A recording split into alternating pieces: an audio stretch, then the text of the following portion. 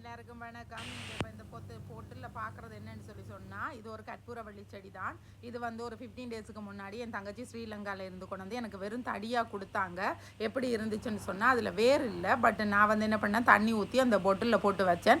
இப்போ after 15 days கழிச்சு நான் அதை எடுத்து பார்க்கும் பொழுது நல்ல ஒரு நிறைய வேர் வந்து நல்ல ஒரு க்ரோத் இருக்குது. இதை இனி நான் வந்து மண் போட்டு ஒரு பொட்டில் வச்சு வீட்டுக்குள்ளே தான் வைப்பேன். யூகேயில் வந்து நாங்கள் வெளியில் வைக்க முடியாது, ஏன்னா விண்டருக்கு அது வந்து செத்து போயிடும். வீட்டுக்குள்ளே வைக்கும் பொழுது ஒரு நல்ல ஒரு வாசனை இருக்கும். இன்னொன்று வந்து இது சளிக்கு ரொம்ப ஒரு நல்ல மெடிசின். நீங்கள் எடுத்து இதை பிச்சு வாயில் போட்டு மென்று சாப்பிட்டாலே சளியெல்லாம் வெட்டும். அதே மாதிரி குழந்தைங்களுக்கு கூட சாறு எடுத்து அவங்களுக்கு கொடுக்கலாம். ரொம்ப ஒரு நல்ல ஒரு மெடிசன். இது பெருசாக யூகேயில் கிடைக்காது.